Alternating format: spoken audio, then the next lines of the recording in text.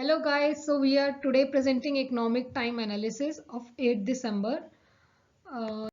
First page के ऊपर है सेंसेक्स निफ्टी 1.6% जंप हुआ एंड ये जैसे कल का एशियन मार्केट्स था similar to that. Why this happened? So mainly दो रीजंस की वजह से हुआ है. फर्स्ट इज कि मॉनेटरी पॉलिसी में कोई चेंजेस एक्सपेक्टेड नहीं है और सेकेंड चीज इज कि ओमिक्रॉन का इफेक्ट जो पीपल वर एक्सपेक्टिंग कि बहुत ज़्यादा होगा अर्लियर वो अब नहीं है. चाइना ने मेजर्स प्लेज किए हैं to support economic growth which is also important thing. This is biggest increase since 23rd September after 3% fall in 2 days. Next news is that हम लोग FMCG डिस्ट्रीब्यूशन मार्जिन में थोड़ा सा कंप्रेशन देख सकते हैं because of supply chain changes. So हो क्या रहा है कि नए तरह के मॉडल्स आ रहे हैं, ई कॉमर्स आ रहा है जैसे Jio Mart, Metro Cash and Carry, B2B platforms. FMCG companies भी इन नए प्लेटफॉर्म्स पे अपने मार्केट शेयर गेन करने के लिए नए नए पैक्स कर रही हैं, नए नए प्राइसिंग लेके आ रही हैं. जो ट्रेडिशनल बिजनेस मॉडल है, ट्रेडिशनल प्लेयर्स हैं, उनको इस वजह से थोड़ा सा मार्जिन प्राइस डिस्पैरिटी की वजह से मार्जिन का स्ट्रेन फेस करना पड़ रहा है.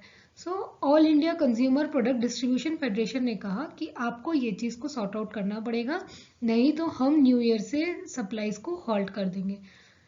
थर्ड न्यूज़ हमारी है कि हुंडई ने 4 करोड़ ईवी पुश प्लान किया है. उन्होंने क्या कहा? हुंडई ने कहा कि हम 6 मॉडल लॉन्च करेंगे नेक्स्ट 7 ईयर्स में. First model will be launch next year.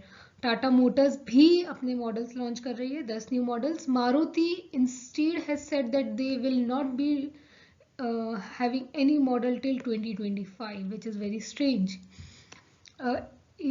Electric vehicle sales in personal vehicle segment is expected to grow at 53%. And जो बिगेस्ट इशू इलेक्ट्रिक व्हीकल में हमें अभी जो लगता है that is a charging point. उसको भी सॉर्ट आउट करने के लिए देयर इज़ अ थिंग कि 79,000 public EV charging protected by 2025 from 2900 in 2021. So इसकी वजह से ईवी सेल्स हमारी ऑटोमेटिकली ग्रो होगी. So next big news of the newspaper is about AFSPA. Nagaland cabinet ने सेंटर को बोला कि अफ्स्पा को रिपील कर दो. तो नागालैंड गवर्नमेंट कह रही है कि ऑलरेडी जो अफ्स्पा है it has tortured more people. 14 civilians and a security person is also already killed in आर्मीज operation. एक जस्टिस जीवन रेड्डी कमेटी सेटअप हुई थी जिन्होंने 2005 में भी यही सजेस्ट किया था कि ये UAP एक्ट 1967 जो है उसको हटा दिया जाए. कंपेयर टू 2019 दी तो वायलेंस बहुत ज़्यादा होता है जिस जिस स्टेट्स में, वहाँ पे UAPA एक्ट के अंडर गवर्नमेंट जो है कुछ कुछ रेगुलेशंस इम्प्लीमेंट करती है. सिमिलरली नागालैंड में आफ्स्पा इम्प्लीमेंटेड है. तो इफ़ वी सी 2019 एंड 2020 की वायलेंस रिलेटेड थिंग्स, तो that has reduced a lot. Then हमारा किसान मोर्चा ने बोला कि हमारा जो गवर्नमेंट का 5 पॉइंट प्रपोजल है उन्होंने बोला कि कुछ कुछ चेंजेस आप करेंगे then we will be fine with it. वो चाहते हैं कि सारे केसेस जितने भी किसानों के अगेंस्ट हुए हैं वो सब हटा दिए जाएं. उन्हें कोई भी MSP पैनल में कोई भी गवर्नमेंट सपोर्टर नहीं चाहिए. उन्होंने एक ऑलरेडी सेटल जो है कि जो भी इस पिछले एक साल के प्रोटेस्ट के दौरान जितने लोग मरे हैं, जितने किसान मरे हैं, उनको कंपनसेशन दी जाए. Next article is very interesting. Its growing inequality in India. So इस आर्टिकल में है वर्ल्ड इनइक्वालिटी रिपोर्ट 2022 आया कि इंडिया में क्या है, poverty and affluent elite are increasing, both are increasing at the same pace. So inequality in India is increasing. जो India की सबसे lower population, bottom half population है, वो 53,610 रुपीज़ पर ईयर अर्न कर रही है, वाइल जो टॉप 10% है वो 11,66,520 अर्न कर रही है. So there is a huge gap between the two. China ने भी प्राइवेट वेल्थ में इंक्रीज देखा है, इंडिया ने भी देखा है same. So this is some of the stats about the Indian Inequality Report 2022. Something about the companies. So Abu Dhabi Chemical Firm and RIL forms $2 billion JV. This जेवी इसका नाम होगा ताजीज ईडीसी एंड पीवीसी. ये क्या करेगी? ये chlor alkali ethylene dichloride EDC and PVC produce करेगी. These are two chemicals which will be produced by the JV. और ये इन मटेरियल्स को South East Asia and Africa में एक्सपोर्ट करेगी.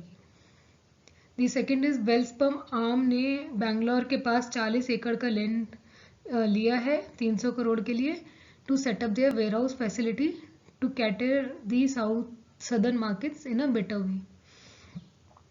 Switch Mobility जो कि एक अशोक लीलैंड का ईवी आर्म है, वो 200 मिलियन इन्वेस्ट करेगा 3 से 5 साल में. Last news is Volkswagen looks to post 58. So Volkswagen ने अभी 2 न्यू SUVs लॉन्च की थे, Taigun and Tiguan, and they said कि इसकी वजह से उनका टोटल 58% ग्रोथ इन सेल्स आएगा. This is all we also need to consider कि हमारा लास्ट ईयर जो बेस था it's very low because of Covid.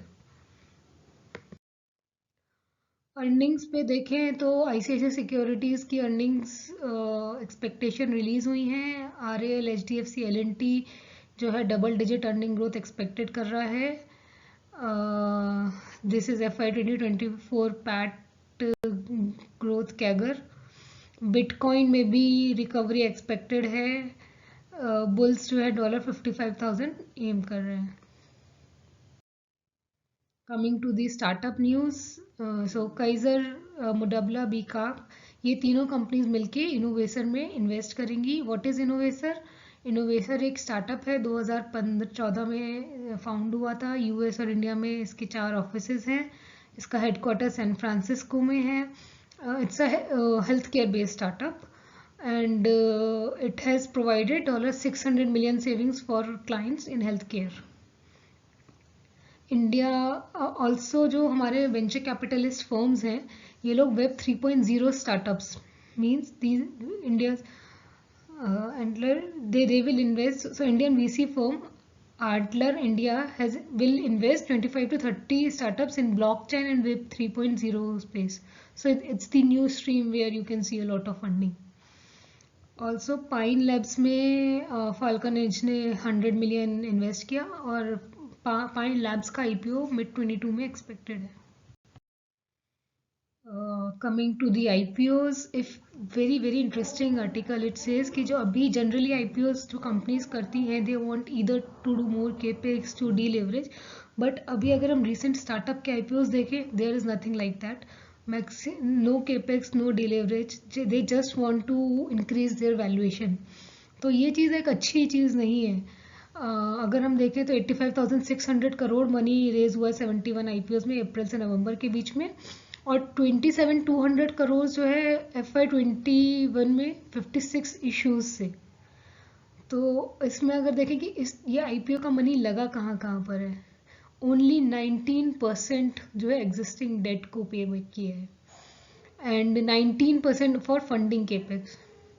Other is either general corporate purpose और offer for sale by existing investors. So very bad thing specially for the startups IPOs.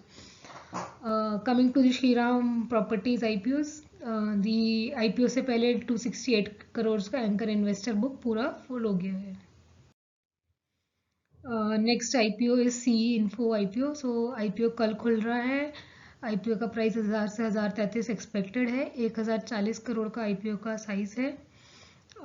These are some of the numbers. If we look at the revenue, it's increasing at a good pace. Similarly with all the EBITDA margin, PAT and PAT margin things.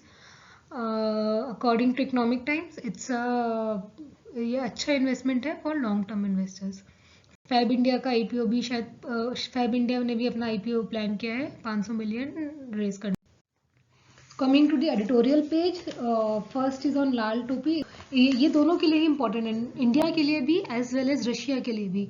India के लिए, दोनों countries के लिए obviously maintaining peace, maintaining the partnership is important. Although Afghanistan से भी एक issues arise हो रहे हैं दोनों कंट्री के लिए, टेरर है, वो सब चीज़ें तो हैं ही, एज वेल एज हम कई सारी डील साइन कर रहे हैं, हम स्पेस में साइन कर रहे हैं, हम एनर्जी में साइन कर रहे हैं, these are also helpful. The another editorial is on AFSPA. So AFSPA पे कि अभी सैटरडे को ही देयर वाज न्यूज़ कि 11 लोग आर्मी की वजह से मर गए हैं, एक आर्मी पर्सनल भी मरा था. तो this is not a good thing. There should be someone who is accountable for that. Justice Madan Lokur ने भी 2021 में कहा था कि सीबीआई जितने 1528 लोगों की डेथ हुई थी 2000 से 2012 के बीच में, उनको इन्वेस्टिगेट करे. क्या रीज़न है? कई बार क्वेश्चन पूछे जाते हैं कि it is ASPA is not a armed danger. Yes, it is. These questions should be asked with more seriousness. तो एडिटर इस आर्टिकल में यही बोल रहा है कि हमें आफ्सपा को दोबारा से देखना चाहिए. इस तरह से इन सब इश्यूज को कारपेट के नीचे छुपाने से कुछ नहीं होगा, हमें इनको रिव्यू करना चाहिए. So thank you guys, this is all for today. We'll like to do it as fast. We'll like to complete the complete ET in 10 minutes. Thank you.